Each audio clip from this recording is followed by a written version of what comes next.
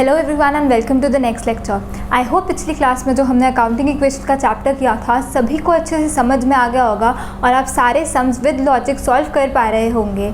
अब आज वैसे तो हम जर्नल स्टार्ट कर सकते थे, लेकिन उससे पहले एक और टॉपिक है जिसको इतना इम्पॉर्टेंट नहीं समझा जाता, पर असल में कुछ जर्नल एंट्रीज उसी टॉपिक पर बेस्ड होती है, जिसका नाम है capital and revenue, expenditure and receipts. तो जर्नल पे जाने से पहले मैं आपको ये वाला चैप्टर करवाने वाली हूँ ताकि जो जर्नल का बेस है हमारे लिए वो रेडी हो जाए पूरे अच्छे तरीके से और हम हर चीज़ को सही से समझ पाएँ। एक और चीज़ मैं यहाँ पे बोलना चाहूँगी कि पिछले जितने भी टॉपिक्स हमारे रह गए, जितने भी थ्योरी के चैप्टर्स हमारे रह गए, वो सब मैं कवर करवाऊँगी, लेकिन हम सही सीक्वेंस में हर चीज़ को पढ़ेंगे। तो आपको बिल्कुल भी टेंशन लेने की ज़रूरत नहीं है, पढ़ेंगे हम सब कुछ, पर हम प्रॉपर सीक्वेंस में हर चीज़ पढ़ेंगे। तो अब जो मैं टॉपिक स्टार्ट करने वाली हूँ उसका नाम है capital and revenue, expenditures and receipt. Capital and revenue.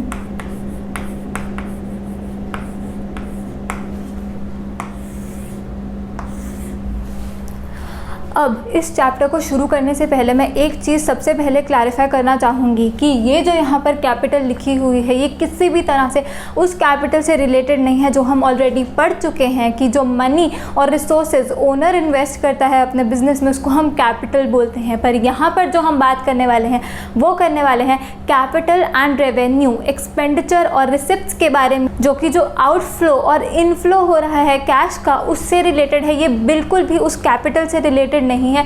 कई बच्चे क्या करते हैं, इस कैपिटल को वो वाली कैपिटल से लिंक करने की कोशिश करते हैं, जो कि बिल्कुल ही गलत है। वो लायबिलिटी होती है, liability side of balance sheet में हम उस कैपिटल को दिखाते हैं और ये एक्सपेंडिचर और रिसिप्ट से रिलेटेड है।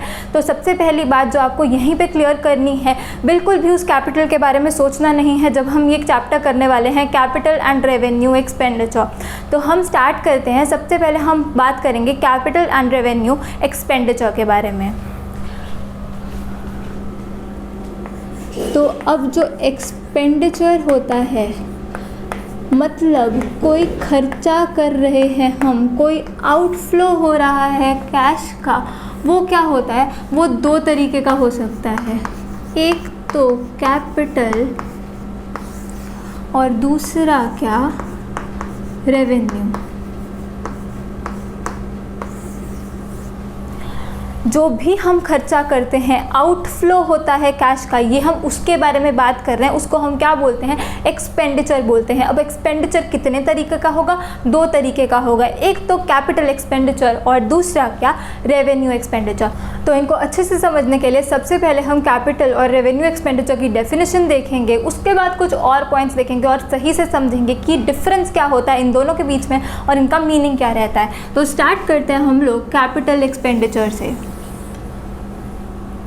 फर्स्ट पॉइंट लिखेंगे हम एन एक्सपेंडिचर। एक्सपेंडिचर को यहाँ मैंने EXP डॉट लिखा है, which is incurred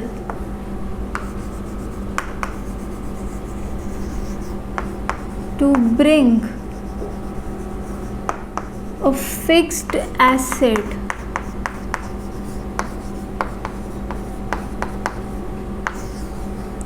into existence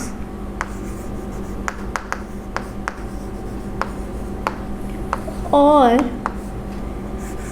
an expenditure which increases the productivity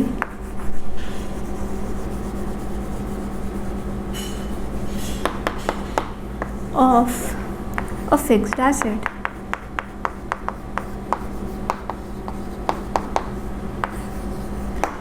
तो अब ध्यान से एक एक वर्ड को देखेंगे कि यहाँ पे लिखा क्या है। कैपिटल एक्सपेंडिचर क्या होता है, an expenditure which is incurred to bring a fixed asset into existence.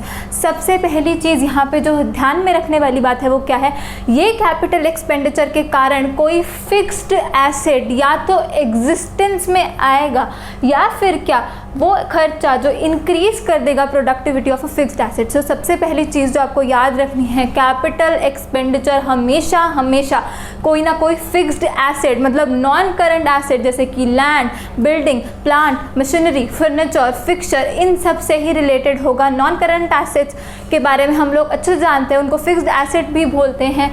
सिर्फ उनसे रिलेटेड जो खर्चा होने वाला है, पहली बात तो वो ही कैपिटल एक्सपेंडिचर होगा, और किसी भी खर्चे को आप कैपिटल एक्सपेंडिचर नहीं बोल पाते। तो सबसे पहली बात कि वो खर्चा जो कि एग्जिस्टेंस में ले आए, आपके पास पोजेशन आ जाए या ओनरशिप आ जाए उस फिक्स्ड एसेट की, तो उसको क्या बोलोगे, उसको आप बोलोगे कैपिटल एक्सपेंडिचर। जैसे कि cost of land and building, cost of plant and machinery, cost of furniture and fixture, इन सब को आप लेकर आ गए तो उसकी जो कॉस्ट रही, जो पैसा आपने दे दिया उसको अक्वायर करने के लिए, उसको एग्जिस्टेंस में लाने के लिए, उसकी ओनरशिप लेने के लिए, उसको आप क्या बोलोगे, कैपिटल एक्सपेंडिचर बोलोगे। और दूसरी चीज़ यहाँ और भी लगा हुआ है, मतलब कि दोनों में से कोई भी कंडीशन फुलफिल हो जाए तो वो एक्सपेंडिचर क्या है, वो कैपिटल एक्सपेंडिचर है। तो दूसरा कंडीशन क्या कह रहा है, an expense which increases the productivity of a fixed asset. फिर से तो अब क्या था, पहले में तो आप एग्जिस्टेंस में लेकर आए, मतलब कि क्या आप खरीद कर ला रहे हो, उसका पोजेशन अभी अभी अक्वायर कर रहे हो, bring into existence of fixed asset. तो पहले में तो आप लेकर, अब दूसरे में क्या है, पहले से फिक्स्ड एसेट था आपके पास, लेकिन क्या कोई ऐसी चीज़ करवा दी जिससे क्या हुआ, उसकी जो प्रोडक्टिविटी थी उस एसेट की वो बढ़ गई। अब ये कैसे हो सकता है, अब ये ऐसे होगा जैसे बड़ी बड़ी मशीनरीज़ होती हैं जिसमें बहुत ही ज़्यादा कंपोनेंट्स लगे होते हैं। तो अब आपने क्या किया, एक कंपोनेंट को चेंज करवा के एक ऐसा कंपोनेंट लगवाया जिसके कारण क्या होगा, वो मशीनरी जितने प्रोडक्ट्स बनाती थी उसके 2 टाइम्स मतलब डबल प्रोडक्टिविटी दे रही है अब वो मशीन। तो ये वाला जो खर्चा कर दिया, मशीनरी थी आपके पास पहले से, फिक्स्ड एसेट था आपके पास पहले से, पर अब कोई ऐसा खर्चा कर दिया जिसने क्या कर दिया, उस मशीनरी की प्रोडक्टिविटी को बढ़ा दिया। तो उस खर्चे को भी आप लोग क्या बोलोगे, कैपिटल एक्सपेंडिचर बोलोगे। तो कैपिटल एक्सपेंडिचर के लिए हमें 2 चीज़ें याद रखनी है। पहली चीज़, जो भी पैसे आप दे रहे हो किस लिए, कि एक फिक्स्ड एसेट आपके पास एग्जिस्टेंस के लिए आ जाए। अब ये जो फर्स्ट पॉइंट है ये मुझे आपको थोड़ा सा और एलैबोरेट करना है, जो कि हम नेक्स्ट पॉइंट में करेंगे, पर अभी के लिए ये याद रखो कि जितने पैसे आप दे रहे हो उस फिक्स्ड एसेट को एक्वायर करने में, वो सारा खर्चा क्या है, वो सारा खर्चा है कैपिटल एक्सपेंडिचर। और दूसरी चीज़ जो आप याद रखोगे, दोनों में से कोई भी हो सकता है, कोई ऐसा खर्चा कर दिया आपने जिससे क्या हुआ, उस फिक्स्ड एसेट की जो प्रोडक्टिविटी है वो क्या हो गई, वो बढ़ गई। तो उसे क्या बोलोगे आप, कैपिटल एक्सपेंडिचर बोलोगे। अब हम लोग चलते हैं कि रेवेन्यू एक्सपेंडिचर क्या होता है। फिर से हम सबसे पहले यहाँ पे लिखेंगे कि रेवेन्यू एक्सपेंडिचर है क्या।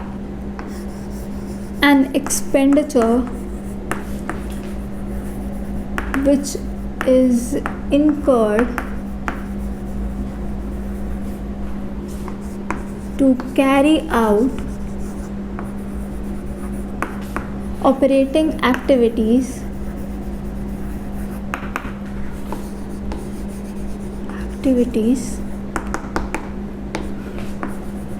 in the normal course of business.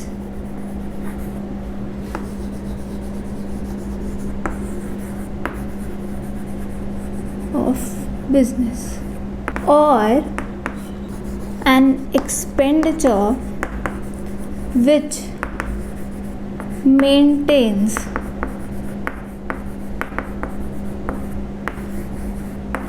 the productivity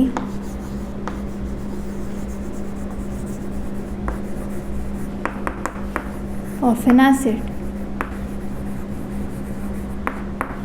तो ये जो 2 चीज़ें हैं, ये 2 कंडीशंस हैं किस लिए, रेवेन्यू एक्सपेंडिचर के लिए। अब पहले कंडीशन पे चलते हैं, वो क्या कह रहा है, an expenditure which is incurred to carry out operating activities in the normal course of business। तो यहाँ ये क्या कहना चाहता है, कोई भी ऐसा खर्चा जो किस लिए किया है आपने, अपने जो नॉर्मल ऑपरेशंस है बिजनेस के उनको कैरी आउट करने के लिए कोई भी खर्चा कर दिया आपने, वो खर्चा क्या होगा, वो खर्चा रेवेन्यू एक्सपेंडिचर होगा। जैसे कि बिजनेस को चलाने के लिए हम कितने सारे एडमिनिस्ट्रेटिव एक्सपेंसेस करते हैं, जैसे सैलरीज पे करते हैं, वेजेस पे करते हैं, रेंट पे करते हैं, वो सारे क्या है वो सारे ही रेवेन्यू एक्सपेंडिचर हैं, जो नॉर्मल खर्चा होता है जिससे कोई फिक्स्ड एसेट एग्जिस्टेंस में नहीं आ रहा, वो खर्चे को आप क्या बोलोगे, वो खर्चे को आप बोलोगे रेवेन्यू एक्सपेंडिचर। और में क्या लिखा है यहाँ पे, an expenditure which maintains the productivity of an asset. तो ध्यान रखने वाली बात क्या, मेंटेन्स द प्रोडक्टिविटी। ध्यान से देखो यहाँ पर क्या था, कैपिटल एक्सपेंडिचर में या तो कोई फिक्स्ड एसेट आ रहा था एग्जिस्टेंस में, या क्या हो रहा था, उसकी जो प्रोडक्टिविटी है वो इंक्रीज हो रही थी। लेकिन रेवेन्यू एक्सपेंडिचर में क्या है, या तो कोई नॉर्मल खर्चा कर दिया in the normal course of business, या फिर क्या किया, कोई खर्चा किया जिसने क्या किया, मेंटेन कर रहा है प्रोडक्टिविटी। अब इसका एग्जाम्पल क्या रहा, अपने फिक्स्ड एसेट को सही रखने के लिए हम क्या करते हैं, उसकी रिपेयर करवाते हैं, उसकी मेंटेनेंस करवाते हैं, वो जो खर्चा रहता है वो क्या होता है, वो रेवेन्यू एक्सपेंडिचर होता है। इसी तरीके से हम क्या करते हैं, हम वाइट वॉश करवाते हैं बिल्डिंग को, जो कली कराना कहते हैं जिसको, वो भी क्या होता है, वो नॉर्मल एक्सपेंडिचर होता है, वो रेवेन्यू एक्सपेंडिचर होता है। अब जो भी खर्चा आपने कर दिया, जो क्या कर रहा है, सिर्फ मेंटेन कर रहा है, अब ये खर्चा करने के कारण, रिपेयर करवाने के कारण, वाइट वॉशिंग करवाने के कारण आपकी प्रोडक्टिविटी नहीं इंक्रीज हो रही, तो ये खर्चा क्या है, ये खर्चा है रेवेन्यू एक्सपेंडिचर। अब हम लोग क्या करेंगे, सेकेंड पॉइंट पे चलेंगे, जो कि बहुत ही ज़्यादा ध्यान से सुनना है, क्योंकि फर्स्ट पॉइंट और सेकेंड पॉइंट अगर आपने ये दो पॉइंट्स याद रख लिए, मतलब कि आपको कैपिटल और रेवेन्यू एक्सपेंडिचर अच्छे से समझ आ गया और आप कभी भी गलती नहीं करोगे डिफ्रेंशिएट करने में कि कौन सा एक्सपेंडिचर कैपिटल एक्सपेंडिचर है और कौन सा क्या है रेवेन्यू एक्सपेंडिचर। तो सेकेंड पॉइंट क्या है, एक्सपेंडिचर टिल द एसेट, मतलब फिक्स्ड एसेट, ऑब्वियसली हम उसी की बात कर रहे हैं यहाँ पे, इज पुट टू यूज। और यहाँ पे क्या लिखेंगे, एक्सपेंडिचर आफ्टर द एसेट, दोनों जगह मैं फिक्स्ड लिख ही दूँ, after the fixed asset is put to use.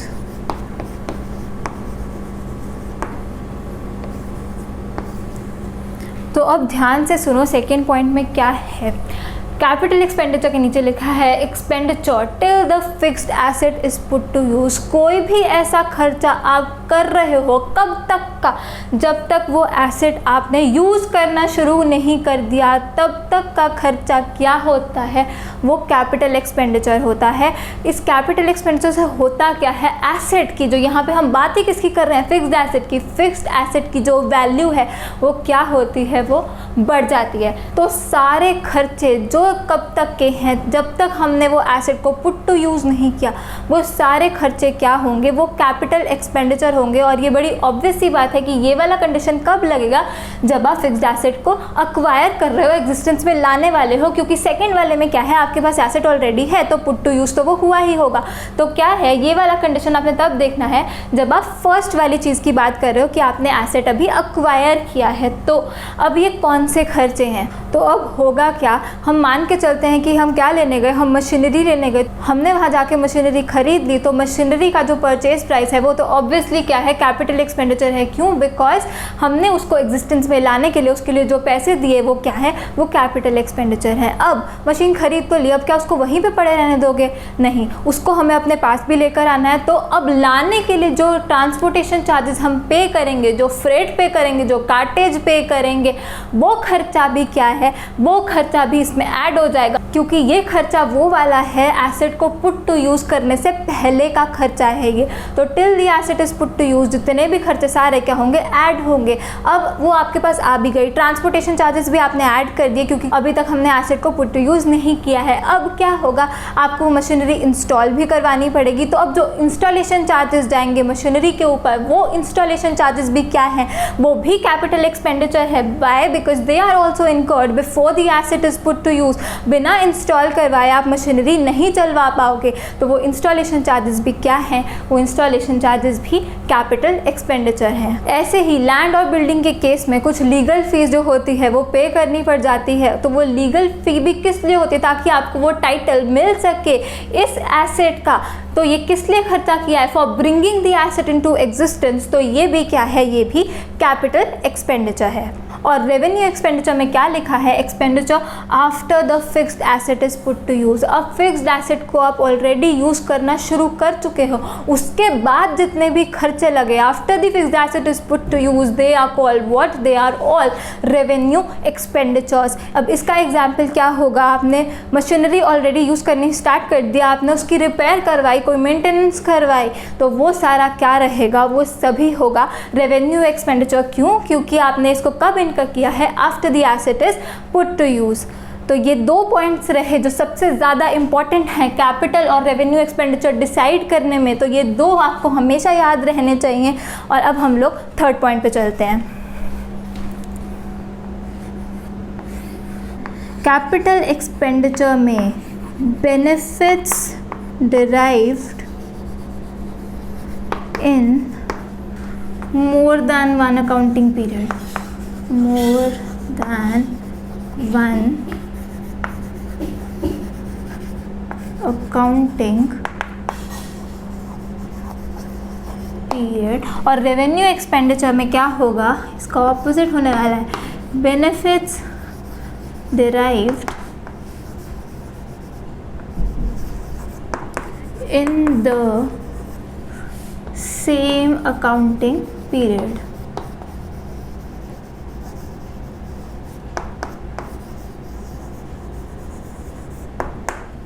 तो अब ध्यान से देखो यहाँ क्या लिखा है, कैपिटल एक्सपेंडिचर के नीचे लिखा है benefits derived in more than one accounting period. Accounting period हमें पता है, ज़्यादातर हम जनरली जो है 1 साल का अकाउंटिंग पीरियड मान के चलते हैं, जो कि कैलेंडर ईयर भी हो सकता है और जो कि फाइनेंशियल ईयर भी हो सकता है, जनरली फाइनेंशियल ईयर ही होगा। तो अब जो जो खर्चे हमने कर दिए, ये कैपिटल एक्सपेंडिचर किया, मतलब कि एसेट को या तो एग्जिस्टेंस में ला रहे हैं या फिर क्या कर रहे हैं, उसकी प्रोडक्टिविटी इंक्रीज कर रहे हैं, तो इसके जो बेनिफिट्स हैं वो डिराइव होंगे in more than one accounting period. क्यों है ऐसा? अब याद करो वो लेक्चर जहाँ पे मैंने आपको इनकम एंड एक्सपेंसेस बताया था और उसके बाद क्या बताया था, एक्सपेंसेस और एसेट्स के बारे में बताया था कि जब भी कैश का आउटफ्लो होगा, उसके बाद मैंने 2 एरोज निकाले थे वहाँ से। पहले में लिखा था अगर बेनिफिट्स आपने डिराइव कर लिए इसी सेम अकाउंटिंग पीरियड में तो वो क्या है, तो वो एक्सपेंस है। लेकिन अगर future economic benefits are yet to be realised तो वो क्या होगा, वो एसेट होगा। तो यहाँ पे ये बात अच्छे से समझ में आ जानी चाहिए कि ये जो कैपिटल एक्सपेंडिचर है ये कुछ भी नहीं है, ये असल में एसेट ही है। ये अच्छे से समझ में आ जाना चाहिए। क्यों? क्योंकि ये खर्चा क्यों किया है, या तो एक एसेट को एग्जिस्टेंस में लाने के लिए किया या फिर क्या किया, उसकी प्रोडक्टिविटी इंक्रीज कर दी, मतलब कि एसेट की वैल्यू इंक्रीज कर दी। मतलब कि क्या, इन टर्न आपने क्या कर दिया, जो फ्यूचर इकोनॉमिक बेनिफिट्स उस एसेट से आने थे वो भी क्या कर दिए आपने, इंक्रीज कर दिए। तो हमें अच्छे से पता है non current asset, fixed asset होता क्या है, वो ही जो फ्यूचर इकोनॉमिक बेनिफिट्स उसके होते हैं in more than one accounting period, वो स्प्रेड होते हैं, उसको हम क्या बोलते हैं, उसको हम फिक्स्ड एसेट बोलते हैं, नॉन करंट एसेट बोलते हैं, और उसी खर्चे को हम क्या बोलते हैं, कैपिटल एक्सपेंडिचर बोलते हैं। तो आई होप सभी को अच्छे से समझ में आया होगा कि कैपिटल एक्सपेंडिचर असल में क्या होता है, वो एसेट पे जो खर्चा किया जाता है, कब तक, till the asset is put to use, या फिर बाद में जब किया तब क्या, उससे उसकी प्रोडक्टिविटी इंक्रीज हो जाए, which in turn will increase the future economic benefits that are associated with that fixed asset. वो खर्चा क्या है, वो कैपिटल एक्सपेंडिचर है। इसी तरीके से रेवेन्यू एक्सपेंडिचर में क्या लिखा है, benefits derived in the same accounting period. Same accounting period में इसका बेनिफिट रियलाइज कर लोगे तो ये वाला जो एक्सपेंडिचर है वो क्या है, वो रेवेन्यू एक्सपेंडिचर है। असल में रेवेन्यू एक्सपेंडिचर क्या है, जो एक्सपेंस हम पढ़ के आए थे ये वो एक्सपेंस ही है, जहाँ पे हम बेनिफिट उसी पीरियड में क्या कर लेते हैं, रियलाइज़ कर लेते हैं। तो आई होप आप लोगों को अच्छे से पता चल गया होगा कि ये जो कैपिटल एक्सपेंडिचर है वो एसेट ही क्रिएट करता है, और ये जो रेवेन्यू एक्सपेंडिचर है असली खर्चा है, असली क्या है, एक्सपेंस है, जो बेनिफिट्स हैं उसी पीरियड में रियलाइज हो जाते हैं। वेयर एज कैपिटल एक्सपेंडिचर में क्या होता है, इसके जो फ्यूचर इकोनॉमिक बेनिफिट्स होते हैं they are spread over a number of years. Why? Because it is a non current asset. अब हम लोग नेक्स्ट डिफरेंस पे चलते हैं जो कि है 4th पॉइंट। यहाँ पर भी मैं लिख दूँ कैपिटल और यहाँ पे लिख दूँ रेवेन्यू। और हमें अच्छे से पता है हम किसकी बात कर रहे हैं, एक्सपेंडिचर की ही बात कर रहे हैं। ये रहा कैपिटल एक्सपेंडिचर, ये रहा revenue expenditure.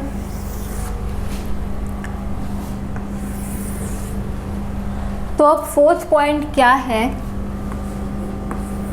Capital expenditure increases the earning capacity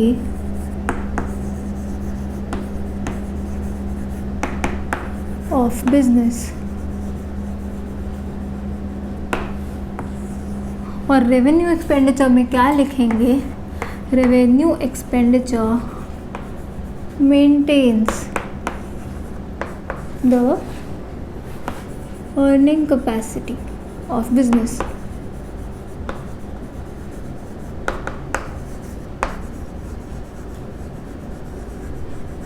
लिखा क्या है यहाँ पे, जो कैपिटल एक्सपेंडिचर होता है वो क्या करता है, it increases the earning capacity of business. जितना भी अर्निंग पोटेंशियल है हमारा उसको इंक्रीज करता है। कैसे ही इंक्रीज करता है, क्योंकि क्या तो हम क्या लेके आए हैं, फिक्स्ड एसेट एग्जिस्टेंस में ले आए, मतलब फिक्स्ड एसेट हमारे पास आ गया, मतलब कि इन टर्न क्या होने वाला है, हमारा बिजनेस भी और ज़्यादा चलने वाला है, उसकी अर्निंग कैपेसिटी इंक्रीज होने वाली है। या फिर हमने क्या किया था, या फिर हमने ऐसा खर्चा किया था जिससे क्या हुआ, जो ऑलरेडी फिक्स्ड एसेट था उसकी जो प्रोडक्टिविटी थी वो इंक्रीज होगी, तो उससे इन टर्न क्या होगा, आपके बिजनेस की जो अर्निंग कैपेसिटी होगी वो भी इंक्रीज हो जाएगी। कैपिटल एक्सपेंडिचर क्या करता है, it increases the earning capacity of business. अब रेवेन्यू एक्सपेंडिचर क्या करता है, it maintains the earning capacity of business. क्यों, क्योंकि इसमें हम क्या कर रहे हैं, normal day to day operations के जो खर्चे रहते हैं हमारे वो कर रहे हैं, या फिर क्या कर रहे हैं, जो फिक्स्ड एसेट ऑलरेडी हमारे पास है उसको मेंटेन करने के लिए कुछ खर्चे कर रहे हैं, कुछ रिपेयर करवा रहे हैं, कुछ मेंटेनेंस करवा रहे हैं, कुछ वाइट वॉशिंग करवा रहे हैं, कुछ भी करवा रहे हैं, जिससे क्या हो रहा है, मेंटेन हो रही है एसेट की प्रोडक्टिविटी, या फिर नॉर्मल ऑपरेशंस कैरी आउट हो रहे हैं।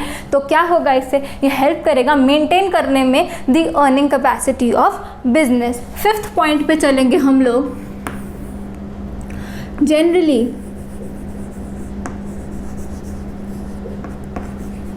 लार्ज अमाउंट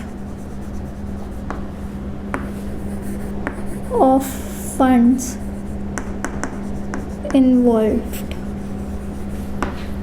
और रेवेन्यू एक्सपेंडिचर में लिखेंगे generally small amount of funds involved, small amount of funds involved.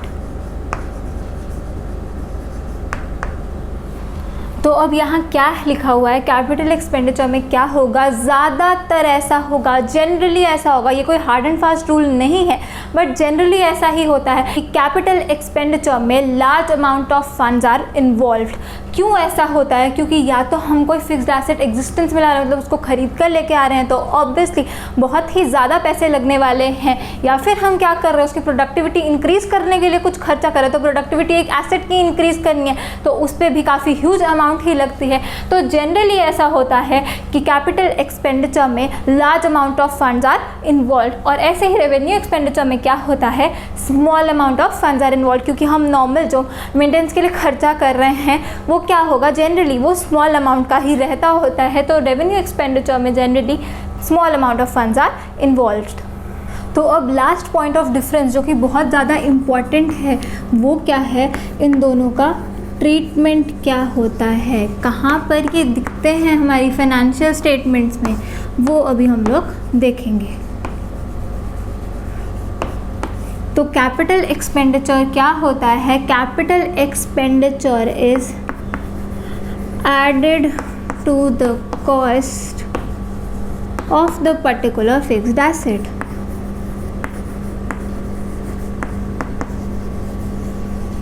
Fixed asset. तो ये कैपिटल एक्सपेंडिचर क्या करता है, जैसे कि मैंने आपको ऑलरेडी बताया था, ये हमारे जो फिक्स्ड एसेट की वैल्यू है उसको इंक्रीज़ कर देता है, उसकी जो कॉस्ट है उसको इंक्रीज़ कर देता है।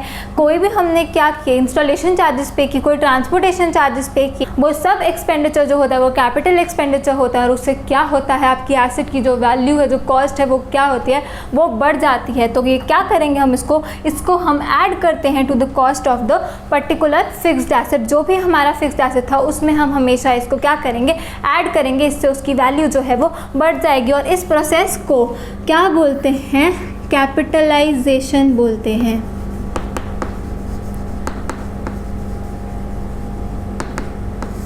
जिसका मतलब क्या है कि हमने इसको उसी पीरियड का खर्चा नहीं दिखा दिया, जो इंस्टॉलेशन चार्जेस आपने पे किए, जो ट्रांसपोर्टेशन चार्जेस आपने पे किए, उसको उसी पीरियड का खर्चा नहीं दिखा दिया, बल्कि क्या किया, उसको ऐड कर दिया to the cost of the particular fixed asset. क्यों? क्योंकि वो खर्चा किस लिए लगा था, वो फिक्स्ड एसेट को एग्जिस्टेंस में लाने में लगा था, वो फिक्स्ड एसेट को अक्वायर करने में लगा था और before it is put to use लगा था। तो ये सब क्या है, इस प्रोसेस को बोलेंगे हम कैपिटलाइजेशन, जिसका मतलब होता है it is added to the cost of the particular fixed asset. तो अब ये तो पता चल गया कि ये फिक्स्ड एसेट की वैल्यू को बढ़ाता है और इसको हम फिक्स्ड एसेट की कॉस्ट में ऐड कर देते हैं। पर अब इसको हम दिखाएंगे कहाँ, सारे एसेट्स हम कहाँ दिखाते हैं, हमें अच्छे से पता है, हमने अकाउंटिंग इक्वेशन में ढंग से देख लिया था कि एसेट्स कहाँ दिखाते हैं, हमेशा बैलेंस शीट में दिखाते हैं। तो क्योंकि कैपिटल एक्सपेंडिचर असल में क्या होता है, ये एसेट ही होता है, तो इसको हम कहाँ दिखाएंगे, shown on the asset side of balance sheet.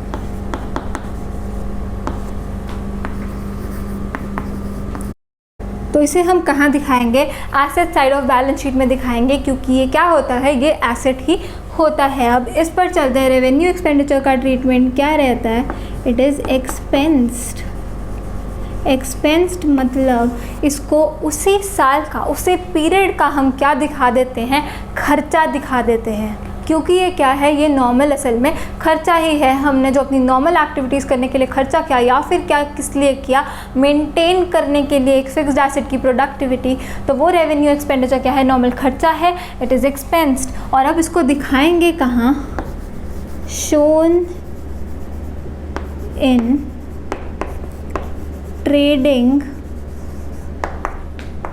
Profit and loss account.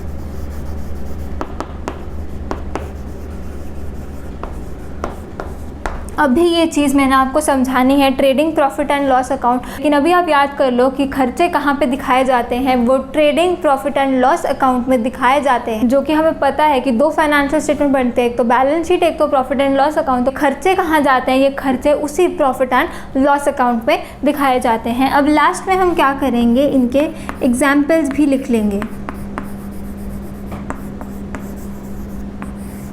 तो यहाँ पे आएगा सबसे पहला example, cost of any fixed asset. Fixed asset जैसे लैंड एंड बिल्डिंग, मैंने L&B लिखा है इसको, plant and machinery P&M, furniture and fixture F&F। कोई भी फिक्स्ड एसेट की जो कॉस्ट होती है वो हमेशा क्या होती है, हमेशा वो कैपिटल एक्सपेंडिचर ही होती है। अब इस कॉस्ट वर्ड में वो सारे खर्चे ऐड रहते हैं, कब तक के, till the asset is put to use. फिर भी मैं यहाँ पर लिख दूँ legal fee paid to acquire title. जो लीगल फ़ी हमें पे करनी पड़ती है उस एसेट का, उस फिक्स्ड एसेट का टाइटल अक्वायर करने के लिए, वो लीगल फीस भी क्या है, वो कैपिटल एक्सपेंडिचर है। क्यों? क्योंकि हमने वो खर्चा किस लिए किया, उस फिक्स्ड एसेट को अपनी पोजीशन में लाने के लिए किया, और कब किया, before it is put to use. इसलिए ये लीगल फ़ी क्या है, ये लीगल फ़ी कैपिटल एक्सपेंडिचर है। नेक्स्ट एग्जाम्पल लिखेंगे, ट्रांसपोर्टेशन चार्जेस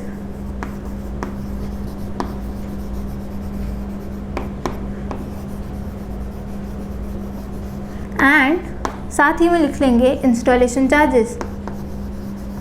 फिर से ये ट्रांसपोर्टेशन चार्जेस और इंस्टॉलेशन चार्जेस क्यों हम कैपिटल एक्सपेंडिचर बोलते हैं, क्योंकि ये करे जाते हैं before the asset is put to use. बिना उस एसेट को अपनी पोजेशन में लाए आप कैसे उसको यूज़ करेंगे। तो ट्रांसपोर्टेशन चार्जेस जो लगते हैं एसेट को अपने पास तक लाने के लिए, वो सारे ट्रांसपोर्टेशन चार्जेस भी क्या कैपिटल एक्सपेंडिचर होते हैं और जो इंस्टॉलेशन चार्जेस लगे जिससे पहले मशीनरी हम यूज़ ही नहीं कर सकते, they are also incurred before the asset is put to use, तो वो इंस्टॉलेशन चार्जेस भी क्या हैं, वो भी कैपिटल एक्सपेंडिचर ही हैं। अब नेक्स्ट एग्जाम्पल लिखेंगे हम लोग, interest paid on loan till the asset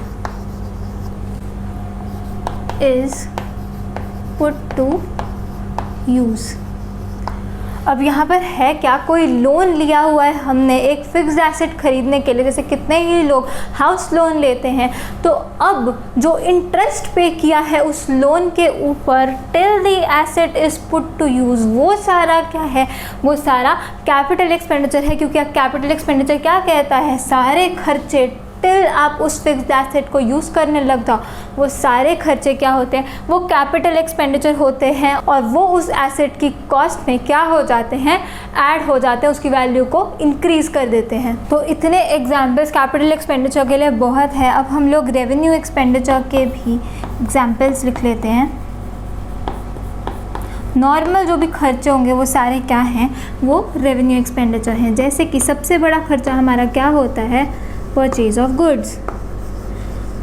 तो जो पैसे हमने पे कर दिए अपने गुड्स को, मतलब कि स्टॉक खरीदने के लिए जिसमें हम डील करते हैं उसको खरीदने के लिए जो भी पैसा पे कर दिया, वो परचेज ऑफ गुड्स, वो क्या है, वो रेवेन्यू एक्सपेंडिचर है। क्यों रेवेन्यू एक्सपेंडिचर है, क्योंकि हमने वो जो खर्चा किया है वो normal operating activities carry out करने के लिए किया है। सेकेंड एग्जाम्पल लिखेंगे हम लोग इसका, एडमिनिस्ट्रेशन एक्सपेंसेस। हम सैलरीज पे करते हैं, वेजेस पे करते हैं, ये सभी क्या होते हैं, ये सारे नॉर्मल खर्चे हैं। किस लिए किए थे, अपने ऑपरेशन स्मूथली मेंटेन करने के लिए हमने खर्चे किए थे, तो ये क्या है, ये भी रेवेन्यू एक्सपेंडिचर है। अब थर्ड एग्जाम्पल रहा इसका, रिपेयर्स ऑफ बिल्डिंग या रिपेयर्स ऑफ कोई भी हमारा जो फिक्स्ड एसेट है, वो जो रिपेयर्स होती है, जो एनुअल रिपेयर्स हम लोग करवाते हैं, किस लिए करवाते हैं, उस फिक्स्ड एसेट को मेंटेन करने के लिए, उसकी फिक्स्ड एसेट की प्रोडक्टिविटी को मेंटेन करने के लिए जो हम खर्चा करते हैं रिपेयर्स के ऊपर, वो भी क्या है, वो रेवेन्यू एक्सपेंडिचर है। पर क्या रिपेयर्स हमेशा रेवेन्यू एक्सपेंडिचर होगा, नहीं। आपको बहुत ही ध्यान से पढ़नी पड़ेगी लाइन। अगर उसने लिख दिया ये ऐसी रिपेयर करवाई, मेजर रिपेयर करवाई, जिससे क्या हुआ, उस फिक्स्ड एसेट की प्रोडक्टिविटी बढ़ गई, तो जो चीज़ हमने कर दी, जो खर्चा हमने कर दी, जिससे क्या हुआ, प्रोडक्टिविटी इंक्रीज हो गई फिक्स्ड एसेट की, उसको आप क्या बोलते हो,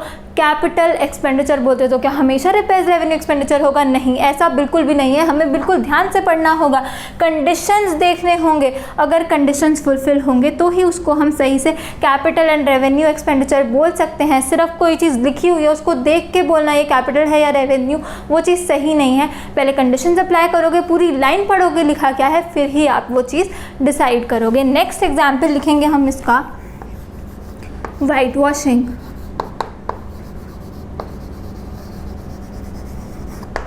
तो वाइट वॉश करवाते होते हैं हम बिल्डिंग को, कली करवाना जिसको बोलते हैं। तो उससे क्या होता है, जो भी ख़राब सी हुई होती है दीवार, तो उससे क्या होता है, सब कुछ ठीक हो जाता है। तो हमने वो मेंटेन करने के लिए नॉर्मली हम वाइट वॉशिंग कराते हैं, हर कुछ साल में या एनुअली भी करवा लेते होते हैं। पर अब क्या फिर से वाइट वॉशिंग हमेशा रेवेन्यू एक्सपेंडिचर होने वाला है, नहीं। फिर से आपको ध्यान से पढ़ना पड़ेगा। अगर उसने लिख दिया कि अभी अभी आपने कोई बिल्डिंग एक्वायर करी, उसी टाइम आपने क्या की, वाइट वॉश करवा ली, तो अब before the asset is put to use आप कोई भी खर्चा कर दो, उसको क्या बोलोगे, उसको कैपिटल एक्सपेंडिचर बोलोगे। तो ऐसी वाइट वॉशिंग जो आपने अक्वायर करते वक्त before the asset is put to use white washing करवाई, तो वो वाली वाइट वॉशिंग क्या होगी, वो कैपिटल एक्सपेंडिचर रहेगी। पर वैसे जनरली क्या होता है, ये रिपेयर्स और वाइट वॉशिंग ये रेवेन्यू एक्सपेंडिचर ही होती है। नेक्स्ट एग्जाम्पल लिखेंगे, replacement of worn out part।